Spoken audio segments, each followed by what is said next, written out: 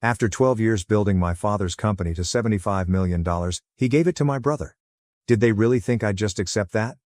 After 12 years of operating my father's company, I finally increased its value to $75 million. At a family supper, my father glanced at me and smiled. "Your brother will take over now." My heart dropped, but I smiled back. The following morning at work, everything changed. I vividly remember my father's smile that night, his hand resting proudly on my brother's shoulder, as if he had already made up his mind before saying the words that would change everything. "Your brother will take over now." I felt my stomach plummet, but years of skill kept my expression calm. I smiled back, like if his words hadn't pierced right through me, unraveling 12 years of my life's work in an instant. The dining room was alive with the clinking of glasses and the gentle hum of talks among extended relatives and close business associates. This was more than just a family dinner. It was a celebration. A minute to honor everything we had built. Everything I'd built. My father founded Harper Company when I was a child, a small logistics company that struggled to stay alive during its early years. I grew up watching my father fight to keep things going, working late hours, forgoing family holidays, and always pursuing the next contract to make ends meet. When I was 24, fresh out of business school, he eventually let me in. Though I had to fight for the opportunity. And I had done more than simply step in. Harper Company had grown from a struggling regional logistics concern to a nationwide powerhouse under my leadership, with operations expanded, million-dollar contracts secured, and cutting-edge technology integrated. What was once a small, virtually bankrupt company has grown into an industry leader valued at $75 million. But, at this moment, none of it mattered. My father had already made the decision. My brother Ethan would take over. Not me? A gentle wave of approval rippled over the table, with murmurs of congratulations directed toward Ethan. I watched as he lowered his gaze, pretending modesty. Though I knew better. Ethan had never completely invested in the firm. He'd spent the last decade jumping from one failed business to the next, never quite finding his feet. He was not interested in logistics. He was not interested in operations. However, he was interested in power. I'd spent 12 years proving myself, starting Harper Company from the bottom up, making every difficult decision, late-night strategy call, and contract negotiation. Ethan hadn't done any of it. And yet here we were. Nonetheless, I swallowed my emotions. I'd learned a long time ago that exhibiting pain was considered a weakness in this household. I reached for my wine glass and steadied my hand before lifting it. "Lisa? Smile. Smile." To Ethan, I replied, my voice smooth and controlled. The visitors raised their glasses, unaware of the tempest developing behind my eyes. My mother looked at me from across the table, an unreadable expression on her face. But I knew she understood. Unlike my father, Mom had always recognized the effort I put in. But she refused to interfere. She never did. Then there was my father, smiling with the same unflinching assurance, fully oblivious that his decision had put something in motion. Ethan met my eyes from across the table, a smirk barely visible on the corner of his lips. That was the moment I knew. This was not solely my father's decision. Ethan had waited for this. He had carefully positioned himself, portraying the loyal son who had finally discovered his purpose. My father, a staunch conservative, saw no problem in his rationale. The kingdom should be passed down from father to son. A daughter's efforts were always viewed as temporary, a footnote in history, no matter how hard she worked to show different.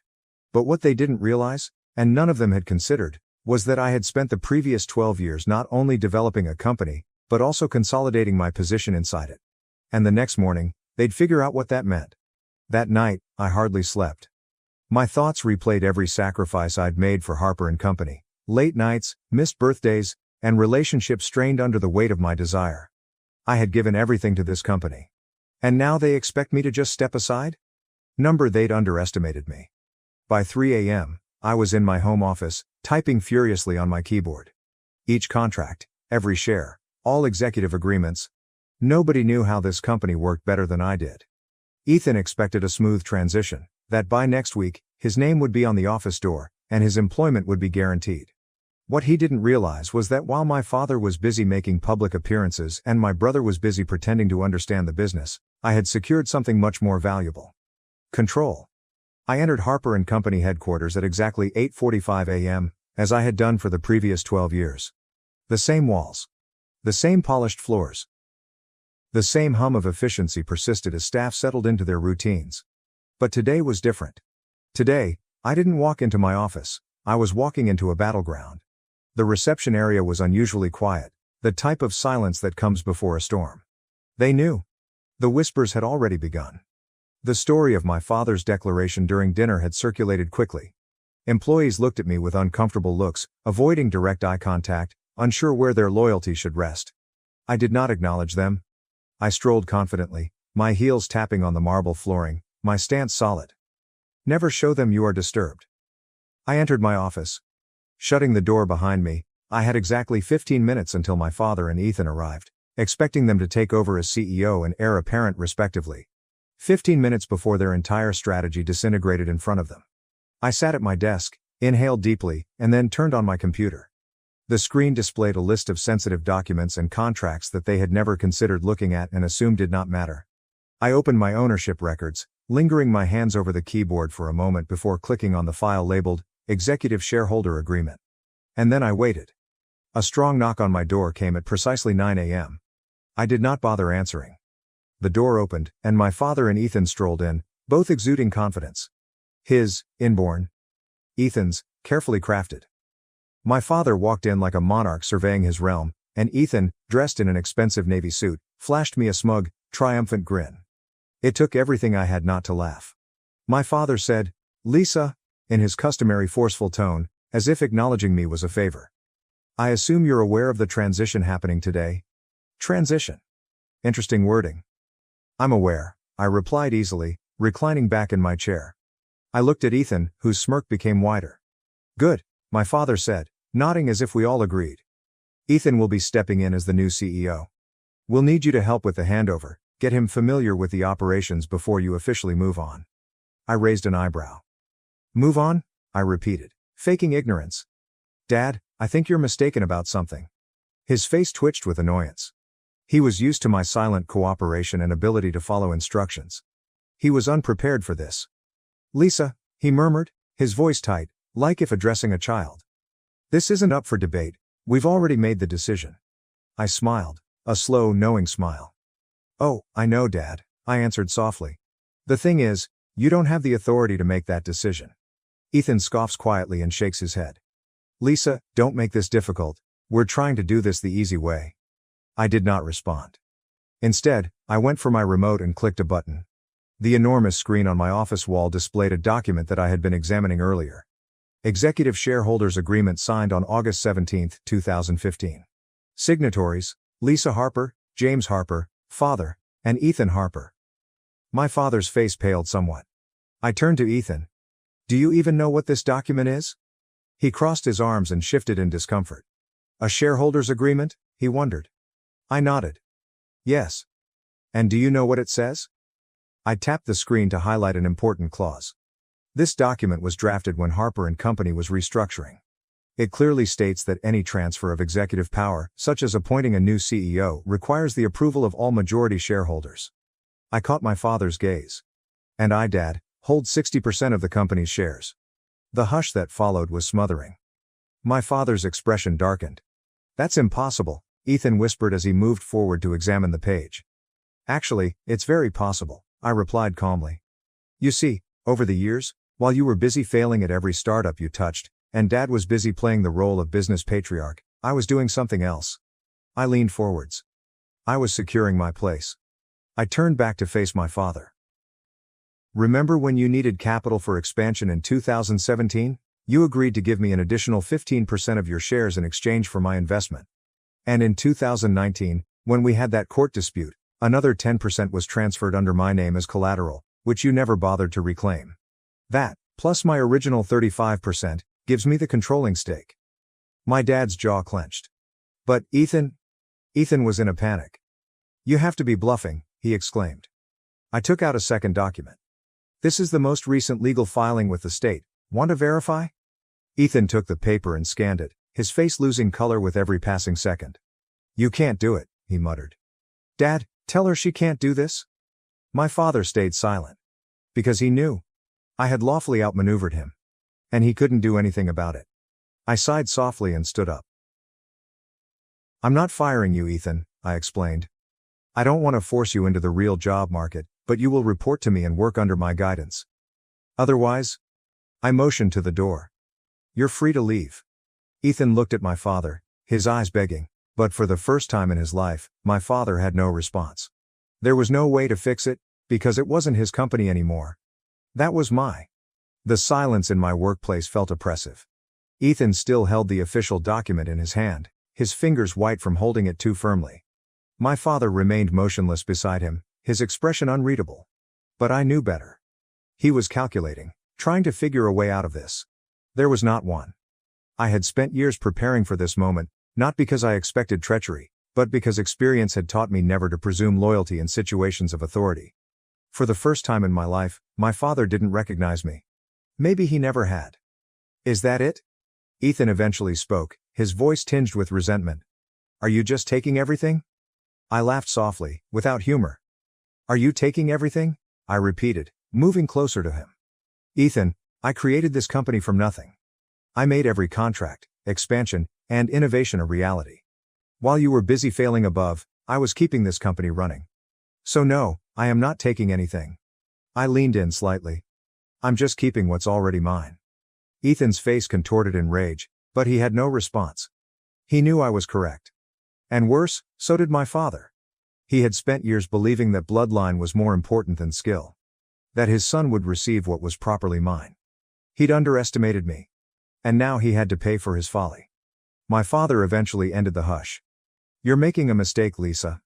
His voice was calm and calculated, but I could sense the pressure underlying. "Families should stick together. Do you truly want to end this relationship?"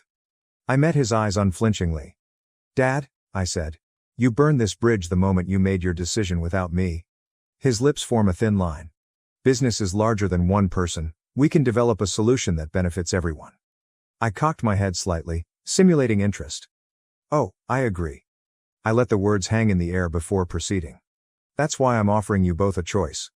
I went to Ethan first. "You can stay with the company," I added, keeping my voice smooth and professional. "But you will not be CEO. You will serve as an advisor with limited authority. Your compensation will be generous, but you will report to me." Ethan stiffened, but I did not stop. "Or," I added, "you can walk away. I will acquire your shares at market value. You can take the money and start working on a new project." My dad scoffed. "You're acting like you hold all the cards." I smiled. "I do." My words were followed by a dense hush. I let them sit in it, let them experience what it was like to be powerless. Finally, my father breathed, shaking his head in astonishment. "I never thought you'd do this," he grumbled. "Not to your own family." At his comments, I felt a searing pang. "Not for your own family." I wanted to tell him he was the one who did it. That he chose to cast me aside, as if I were only temporary. But I did not. In the end, it didn't matter. What was important was that I would not let them remove what I had built. Not now. Not ever. Ethan was the first to storm out. Good riddance. I knew my brother well enough to anticipate his next action. He would approach our relatives and family acquaintances, presenting himself as a victim of corporate deception. I didn't care. I was not here to win their approval. I came here to win my future. My father waited for a while longer, as if expecting me to alter my mind. When I didn't respond, he nodded slowly. "You've changed," he stated gently. I met his gaze. "No, Dad. I just finally stopped pretending." Then he departed. I breathed and returned to my chair. I should have felt victorious. I had fought for my position, and won. But as I glanced at the vacant doorway, I sensed something else. A soft, lingering aching. A part of me had always wished for my father's approval. Some small, desperate part of me believed that if I worked hard enough and proved myself repeatedly, he would eventually see me. But he never truly looked. So now he had no choice but to see me for who I truly was. Not his daughter, not his temporary replacement. The genuine boss of Harper Company. I returned to my computer, my attention changing.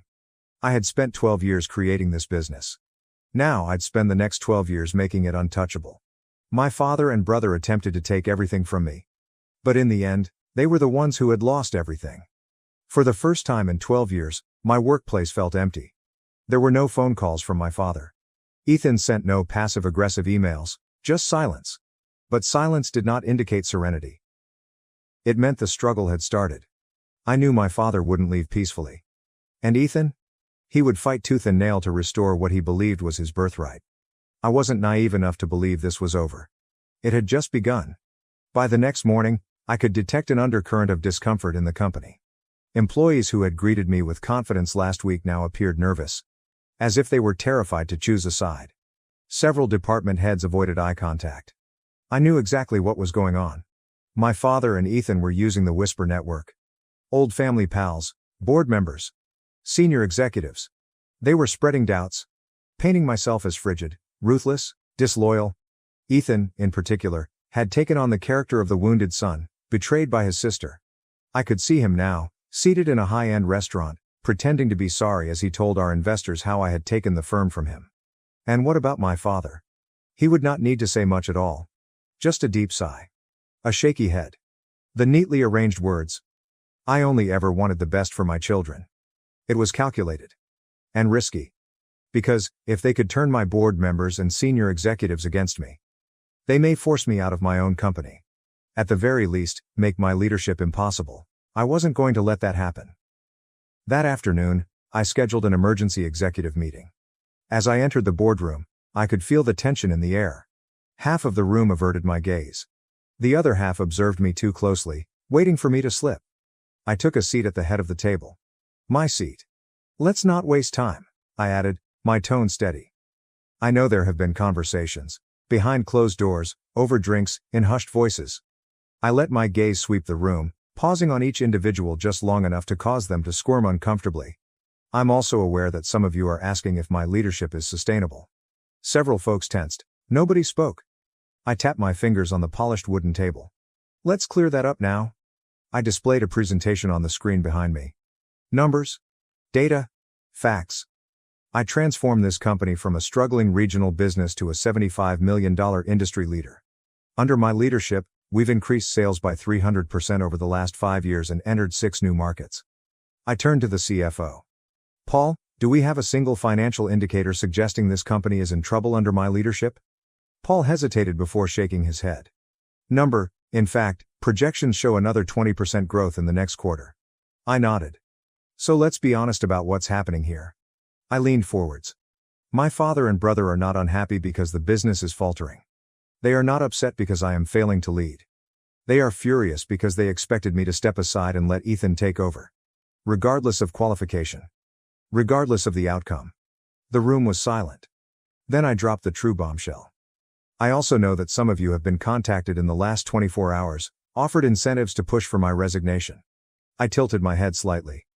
If anyone here would like to disclose those conversations now, this is your chance. Several folks shuffled uncomfortably. Then, after a lengthy period, one of the senior executives cleared his throat. I received a call, he said. From your father. He said he was considering making an official appeal to the board. I nodded, not surprised. And did he offer anything in return for your support? A pause. Then, a slow nod. There it is. I breathed and stood up. My father built this company, I replied. I will not dispute that. But I went further than he could have. And I will not let him manage it from the outside. I let my voice drop slightly, controlled and threatening. If he wants a fight, he'll get one. I gathered my papers and looked each executive in the eyes. If anyone here believes my father and brother deserve control, now is the time to make your move. Silence. Nobody moved. Good. I turned and went away, head held high.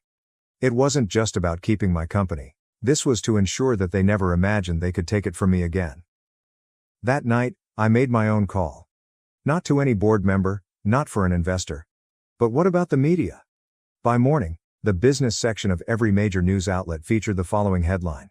Power shift at Harper & Co. Lisa Harper outmaneuvers family in boardroom battle. I'd made my move. Now it was their turn. And I waited. My inbox burst the morning after my story went to publication. Emails. I missed calls. Messages from reporters, investors, and board members. Some were supportive. Some were cautious. However, most of them had one question in common. Is it true? I let them wait. I knew what game my father was playing. He had spent decades mastering the art of public perception. He understood that reputation was important in business.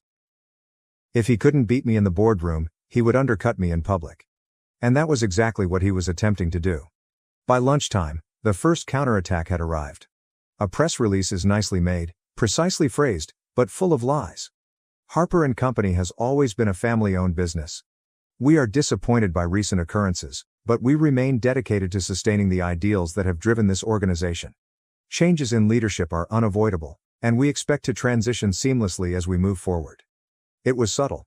But I knew what it was actually saying. Lisa is irresponsible. Lisa is unstable. Lisa isn't a team player. I was not surprised. I was, however, incensed. I sat in my office, watching the news as industry analysts argued over my leadership. Was Lisa Harper too aggressive in her takeover? Will her lack of cooperation hurt the company in the long run? Can she recover from this PR disaster? They spoke as if I wasn't watching. As if I hadn't already planned my next move. Because if my father and Ethan desired a public conflict, I was planning to give them one. I did not release a statement. I did not call a press conference. Instead, I placed one phone call. To an old buddy in investigative journalism. I have something for you, I explained. But you'll need to move fast. An hour later, I emailed over documents. Emails. Financial reporting. Internal records. Evidence.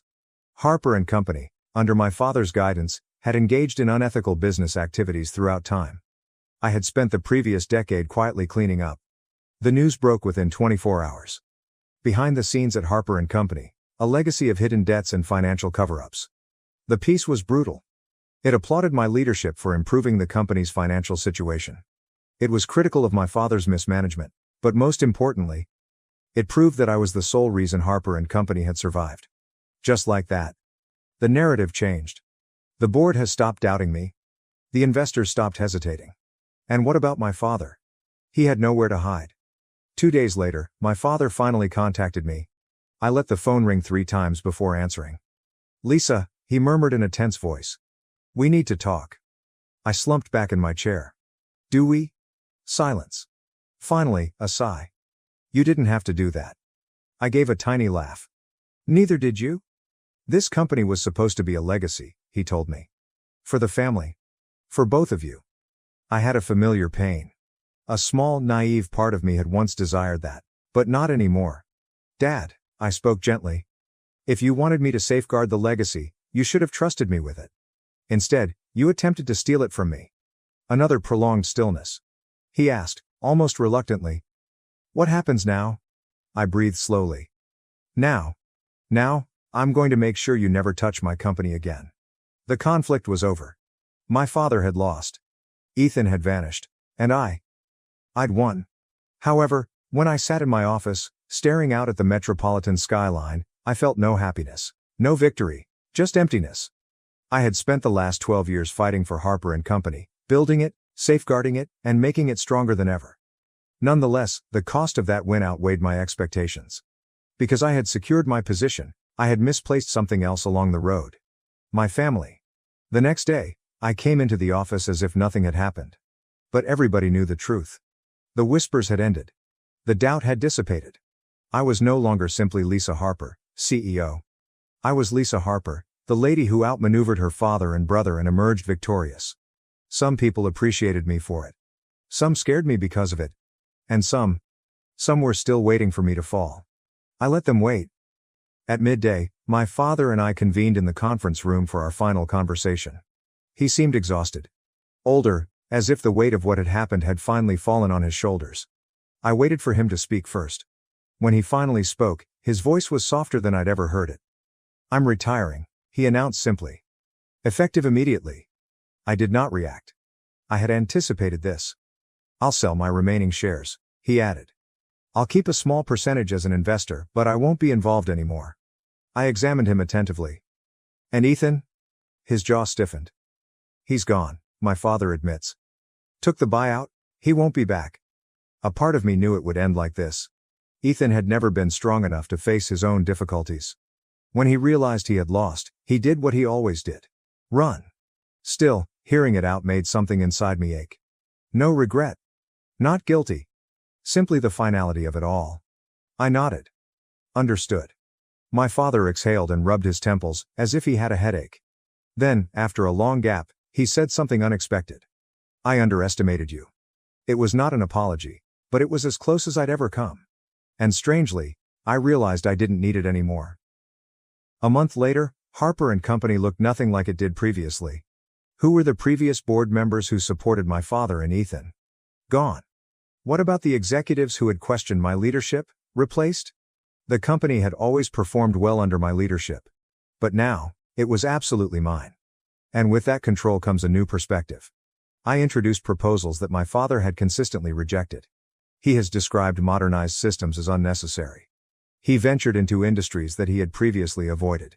Within 6 months, profits skyrocketed.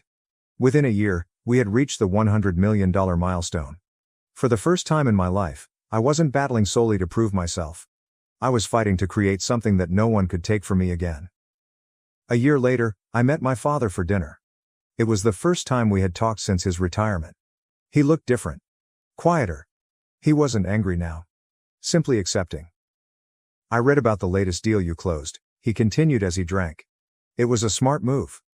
I smirked faintly. I know. A shadow of a smile appeared on his lips. There was no longer tension between us. There is no war left to fight. Just the simple, undeniable truth. He'd tried to push me aside. And I had proven him incorrect. He lifted his glass. To Harper Company, he stated. This time, as I clinked my glass with his, I did not feel angry. I didn't feel resentful. Only tranquility. Because I'd already won. And I no longer needed his permission to know it. As I sit in my office now, overlooking the city where I built my empire, I reflect on the lessons this trip has taught me. That family might be your greatest adversary. Loyalty is a currency, not a promise. That power is never given. It's taken.